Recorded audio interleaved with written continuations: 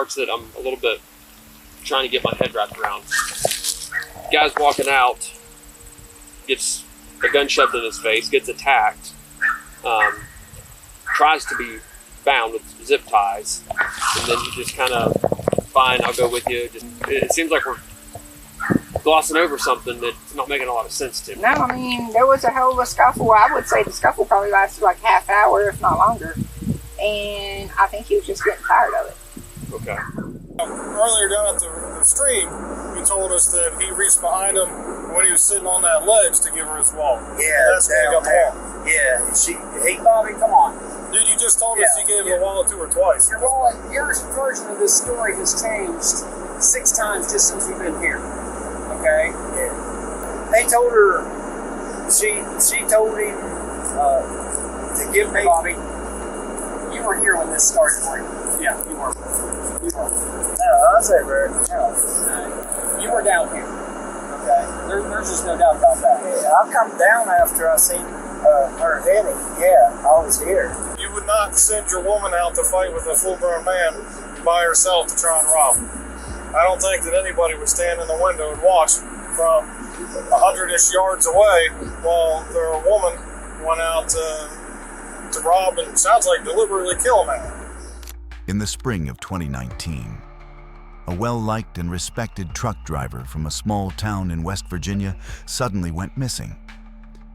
In the days that followed, it seemed as if everyone in the community had their own theory.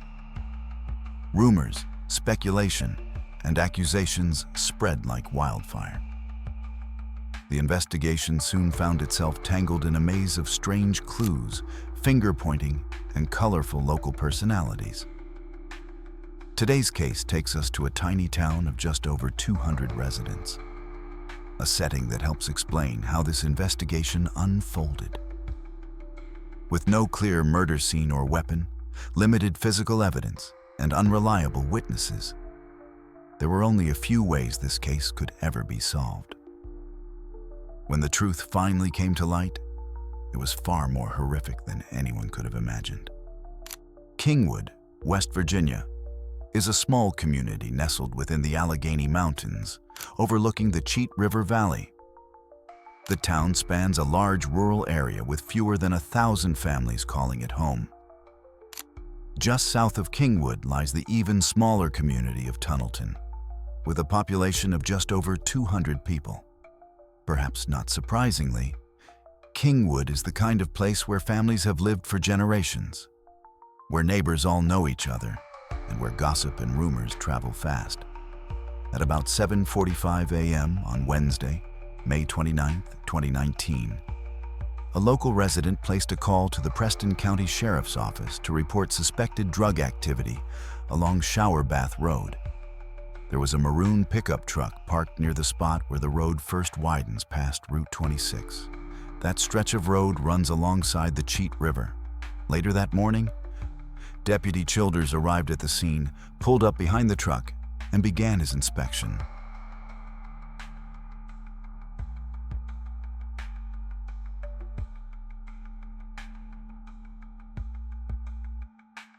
The deputy found the vehicle empty. Thick, dark gray smoke had built up inside the cab, making it nearly impossible to see through the windows. Some of the smoke was billowing out from the passenger side window, likely the reason the caller had first suspected drug activity. It almost seems as if somebody's probably trying to set this one on fire from the look of it here. There was clearly oil, or a similar type of liquid accelerant, spilling out from the doors. In the truck bed, officers found 2 containers of motor oil, one of them completely empty. On the passenger side, there were visible smudge marks, but no clear handprints or fingerprints. Despite the arsonist's efforts, much of the truck's interior remained intact. There's a pretty good indication. Gloves, they were wearing gloves for the palm print here. Keys are out of the ignition. There's a bear there. The center console's been open, as you can see. It smells like an oil. There's oil all over the dash. A couple places here. The deputy was soon joined by a sergeant, followed shortly after by the local fire department. Tire tracks leading away from the roadside near the pickup suggested that another vehicle might have been involved, possibly driven away by the arsonist. Hey, this looks like a, I don't know if it's fresh, but it comes from right here on the side of this truck. There's like a tire tread going out that way. The pickup truck was registered to Philip Bucky Barlow, a local truck driver well known and affectionately called Bucky by those who knew him. Before long, this was confirmed when Bucky's nephew, Perry, arrived at the scene and told investigators that the vehicle belonged to his uncle. Perry immediately called Hillside Trucking, Bucky's employer, to check if he had shown up for work. He soon learned that Bucky hadn't arrived that morning, and no one had heard from him. It was a highly unusual situation for a man known throughout the community for his dependability and strong work ethic. You been having any kind of issues? Not that I'm aware of. Last time I talked to him, that was at breakfast, which would have been Mother's Day. He was bitching about his neighbor being an outlaw.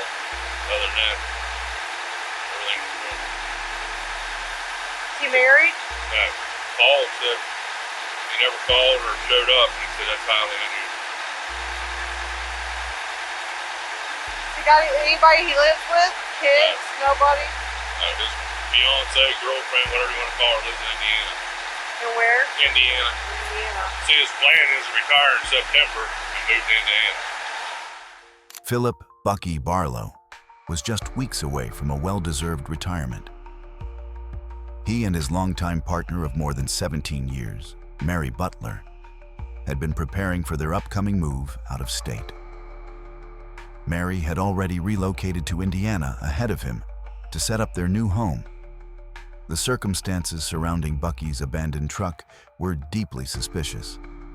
Investigators quickly began to consider the possibility of foul play, even though Bucky wasn't known as the kind of man to make enemies. He was described by everyone who knew him as big-hearted, someone who loved kids, and surprisingly, was remarkably skilled on a pair of roller skates. Every Sunday, Bucky dedicated his time to teaching local children how to skate. He also loved riding his four-wheeler, going camping, and playing with his collection of remote control cars. Though he had no children of his own, the 61-year-old was very close to his large extended family, including numerous nieces and nephews.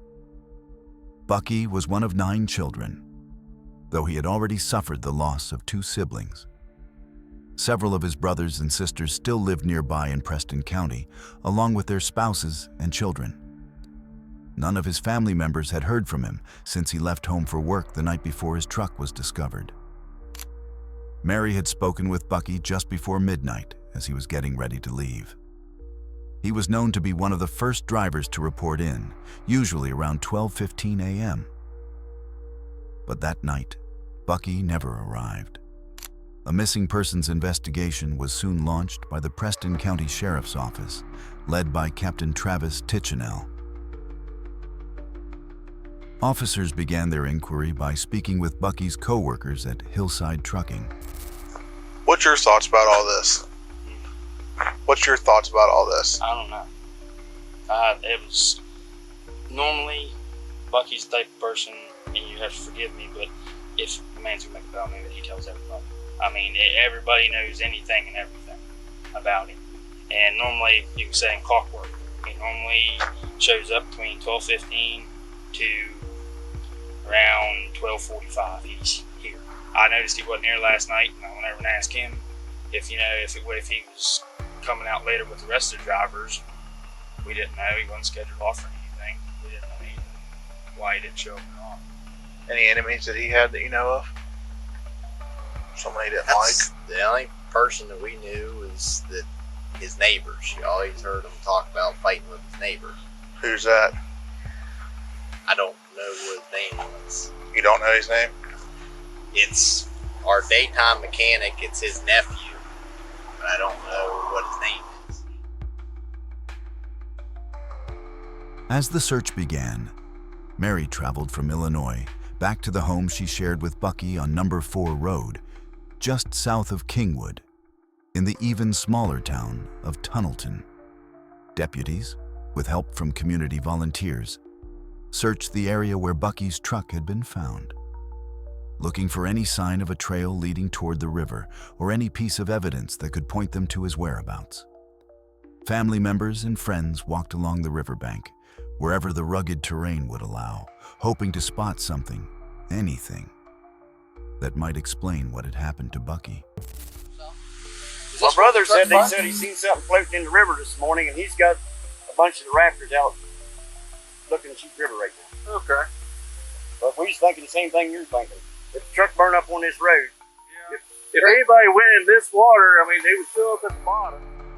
As the only known source of tension in the trucker's life seemed to be a vague dispute with one of his neighbors, deputies decided to canvass the area. Right next door to Bucky's house lived Laura Martin and Robert Bobby Quinn. Well, the reason I'm stopping is your neighbor there. I wonder if you happen to know when he left, or you see him leave, or... No, they were stopped down along the road. I was with my grandpap. That's my grandma's husband. Can't nobody wants to grandpap, but I can't do that. Anyway, on my way back, and when they were over here, Greg stopped, and he was asking if our cameras was up and running, which we have to have internet, and we don't. And I told him no, what was going on. And he said he couldn't find Bucky. Well, I mean, you know, these guys just high by, and I don't know anybody's names, really. That's understandable. And I was like, who's Bucky? He said, your neighbor lives in a trailer. I said, what do you mean? You can't find him. You don't hear when he leaves or anything. I know it's early in the morning.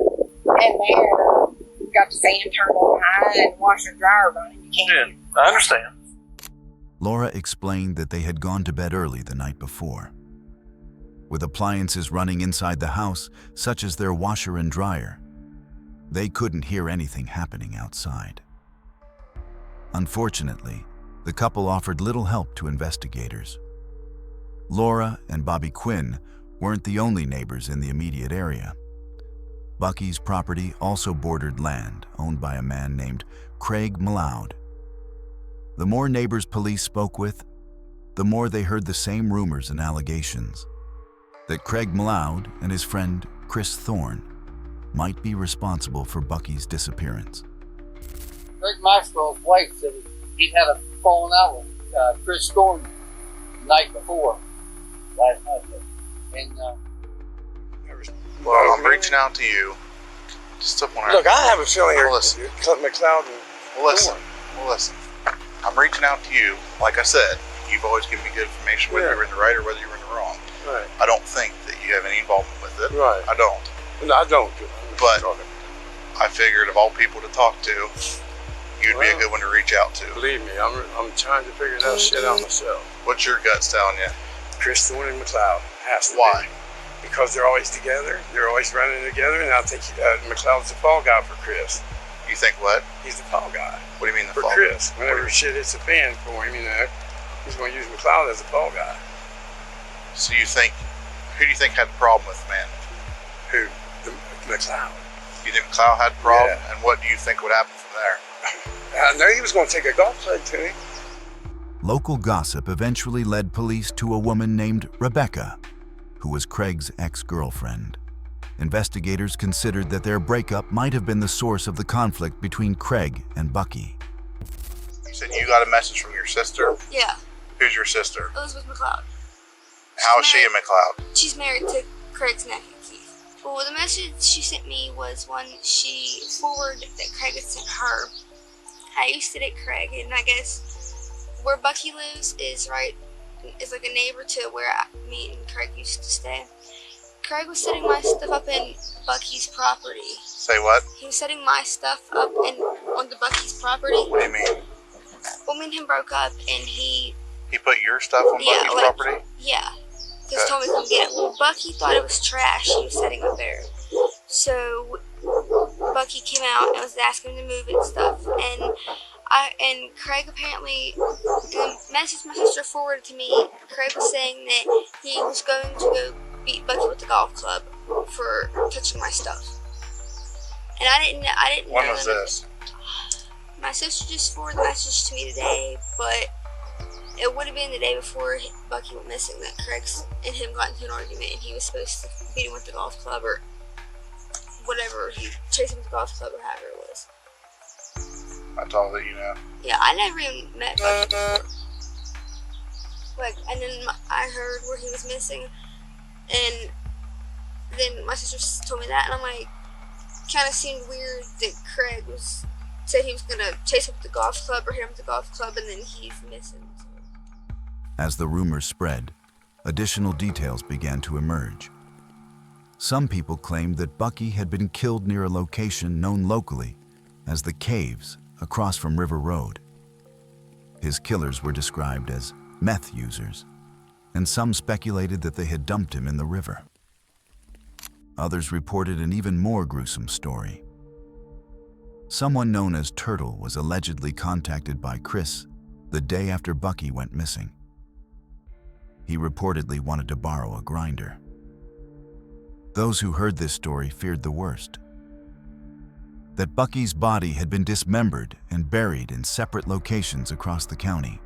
What I was told is that somebody come here and told me that Chris Thorne got a hold of them and wanted them to help him. And who are they? He took a golf club and hit the guy in the head. He didn't intend to kill the guy. Of course. And he chopped him up and put him in different places. Well, who told you that? Somebody ought to tell me. It's more or less rumors, except for, Turtle. He told me that the day that he supposedly murdered him, Chris Thorne, I called him and asked him to use his grinder. So I didn't think none of it. I told him no, because you don't trust him. He's a thief and everything else. But now he thinks he knows why, because he needed help with that. And then he's telling. Then later on, he told him that he hit him with the golf club in the back of in the head, somewhere in the head, and that she didn't mean to kill him. That he hit him to knock him out, and it killed him. I mean, I heard stuff, rumors, but I don't know nothing for a fact. All I know is that Turtle said, hey, he called me wanting to know his bar's grinder or something. Called you on your cell phone, and how did the conversation start? Well, you did, right? That's what she said. And did you know who she was talking about? Yeah. How do you know who she's talking about? Because Chris is dirty. Okay. Well, when I first heard of read about it or whatever, the first person I thought of was Craig McLeod, because they never bought one. You know what I mean? Nobody else though? No. Well, Chris never. They said they cut him off and spread him around and buried him after they had robbed him. And who was that? Well, there's supposed to be 3 other people all there. I don't know who those are. Well, it could just be a weird theory too at the same time. It's also always a possibility. As the rumors continued, additional names began to surface. Chris's wife, Debbie, was among those implicated. Almost every witness approached by police prefaced their statements by saying they had only heard rumors, not confirmed facts. Nonetheless, as more and more people reached the same conclusion, a sense of confidence began to form around these allegations. An unverified, yet unwavering certainty that many in the community believed they knew what had happened to Bucky Barlow. Like 5 guys jumped Chris yesterday trying to blame him for shit I know he didn't do. Like what? I don't know, something about some guy missing in a truck. Hold on. The guy's name is Barlow, and I guess he's an older man and he's missing. Okay. So after this guy picked up a tire, he picked up the, a floor jack, and hit my husband across the face with it. That was today? Yes. So why do you think that Robbie Wiles hit Chris with a floor jack? I have no clue. Oh, no, I do have a clue. Chris was at one of our friends and they were working on their truck, and some boy named Hunter said that my husband killed somebody. My husband did not kill that fucking body. That's fine. Yeah, because I don't like this. I mean, nobody here does, to be honest with you. If he's the culprit, we're going to make sure he gets caught, believe me. Well, by the way he's acting, he's guilty.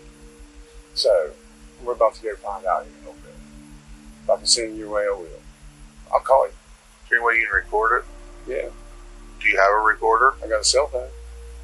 Does it record? Like an audio recorder? Why don't you do that? All right. The whole conversation.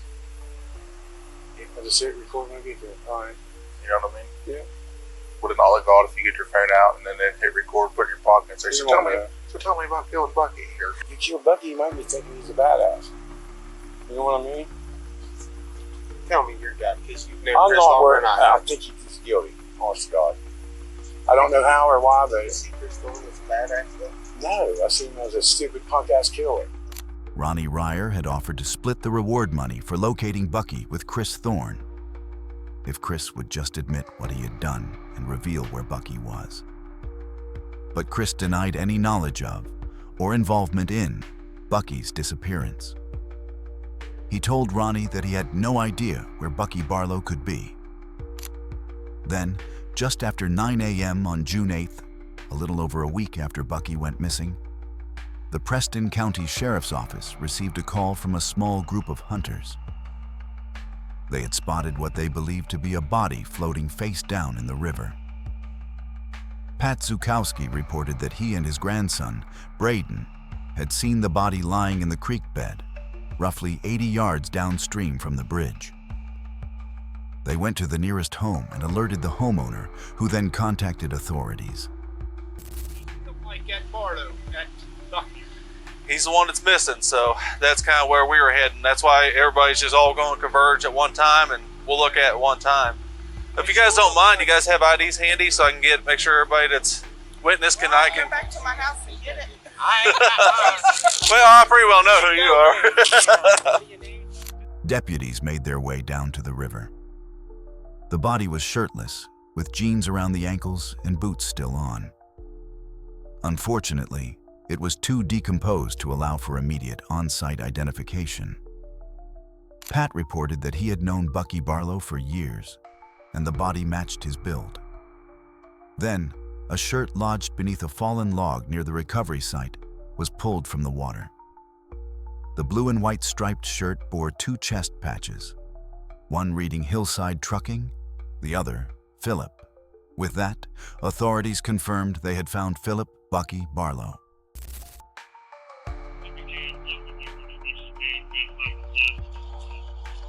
That's his name. Call Travis and let him know his name's on it.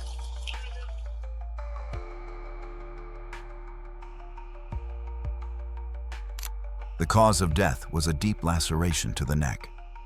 A knife or similar blade had been used as the murder weapon, though it was never recovered. Captain Titchnell concluded that wherever Bucky had been killed, there would have been a substantial amount of blood. Police searching the river near where his body was found did not identify a likely murder scene nearby. The same was true for the first location where Bucky's truck had been abandoned by the side of the road. Inside the truck, investigators found blood on the middle and right of the back seat, on the exterior door handles, the front driver and passenger seats, the center console, the steering wheel, and the gear shift. However, analysis suggested that, given the amount of blood Bucky had lost, it was extremely unlikely he had been killed inside the truck. Zip ties discovered on the ground near his house suggested that he may have been bound and transported elsewhere in his own pickup before being placed in the river and the truck set on fire. Investigators interviewed Craig Mloud, Chris Thorne, and others who had been implicated by association in local rumors. They executed search warrants, collected phone records, and verified alibis. Any verifiable evidence supported their claims of innocence. It was also confirmed that Bucky had not been killed with a golf club, nor had a grinder been involved. Months passed with little progress in the investigation. Then, in January 2020, Captain Tichnell reviewed the files from the early days of the case, including witness statements and body cam footage. He began to scrutinize the recorded statements of Bucky's immediate next-door neighbors, Laura Martin and Bobby Quinn. The couple had first spoken with a deputy on May 29th, and again in mid-July. Tichnell noted that they both spontaneously claimed they hadn't heard anything the night Bucky disappeared because their air conditioner was running at full blast, except for the day the truck was found. That day, they made no mention of the AC. Instead, they said the noise from their washing machine had blocked all outside sounds. Got the fan turned on high and washer and dryer running. You can't hear. I understand. Captain Tichnell spoke with Mary Butler, who had returned to the house next to Laura and Bobby Quinn's shortly after Bucky went missing. Mary was certain that no air conditioner had been installed in their south-facing window when she returned from Indiana. She estimated that it wasn't until late June or early July that the AC was put in. This small inconsistency might have seemed trivial, until the captain also discovered that the couple did not even own a washing machine. Laura and Quinn's alibi was thoroughly investigated. Family members who were supposed to have been working on a truck with Quinn could not recall whether they had actually been doing so on the night in question. As Quinn asserted, Laura's grandmother could not confirm their presence at her home either, even though these were the locations the couple claimed to have been on the night Bucky disappeared. While interviewing family members, police heard another story about what allegedly happened to Bucky Barlow, and this one seemed credible. They were told that Laura had confessed to the murder. She allegedly told a family member that she and Quinn had heard their neighbor had money. They staged a robbery using BB guns outside his house, only to discover that Bucky had just $50 in cash. As a result, they killed him. In the spring of 2020, Laura Martin and Robert Bobby Quinn were held in a Maryland jail after being arrested for a series of storage unit break-ins. From Preston County, authorities monitored their communications, hoping that one of them might accidentally reveal details about Bucky Barlow's murder over a recorded line. Laura never made any incriminating statements herself, but she was caught on calls having long and sometimes explicit conversations with a man who was not Bobby Quinn. Up until this point, Quinn had consistently denied any involvement in Bucky's murder. However, after investigators played him recordings of Laura's phone calls exposing her infidelity, Quinn finally opened up. He shifted the responsibility for the murder onto Laura and offered to guide law enforcement to the exact locations where the robbery, kidnapping, and murder had occurred. Yes, sir. All right, so it was Quinn, right? Yeah. Okay, thank you. All right, I'm terrible with names. I'll remember your face forever, but Yeah. terrible with names. Step to your left, just a little bit. Quinn told investigators that the plan to rob Bucky had been Laura's idea. She waited outside his door for him to leave for work. When he stepped out, she launched the attack, and a struggle broke out. Only then did Quinn intervene. Together, they forced Bucky into his own truck. They drove to a location known as Fortney Mills, which featured a swimming hole beneath a bridge spanning the Three Fork Creek. There, Laura forced Bucky to walk down under the bridge. She told him give him your wallet, man. And she said give him the wallet? Yeah. And what else? His money. Okay. And where was Laura standing at this time? Right where I'm standing? Okay. Where were you standing? I was standing right pretty much where he's at. Okay. According to Quinn, Laura threw Bucky's wallet into the river and then ordered him to get on his knees once she had forced him into the water. Yeah, but he was on his knees at this time? Yeah. Okay. Did he resist going down on his knees? No. Okay. And She stabbed him in the neck and threw him in the water. Okay. The details in Quinn's account shifted multiple times, but one thing remained consistent. He tried to place the majority of the blame on his former partner, Laura Martin. Now, did you see her shove him into the water? No. Okay. You just assumed that she did? Yeah. Did you ever ask her what she did with him? Yeah, she said, well, he's in the water now, it'll be hard to find. Okay. Quinn detailed that after dumping the truck and setting it on fire, they went to the home of one of Laura's family members to retrieve his keys. They drove back to their own house, changed into clean clothes, and then headed down River Road near the caves. There, they destroyed any remaining evidence, including their soiled clothing. Quinn claimed he had no blood on him, but he burned his clothes anyway, out of fear of Laura. The final stop in Quinn's confession was back at their home on No. 4 Road, where it all began. He reiterated that he watched from the window as Laura carried out the robbery. Quinn said Laura took Bucky's wallet at that point, apparently forgetting he had already included this detail in his earlier account of what happened at Fortney Mills by the water.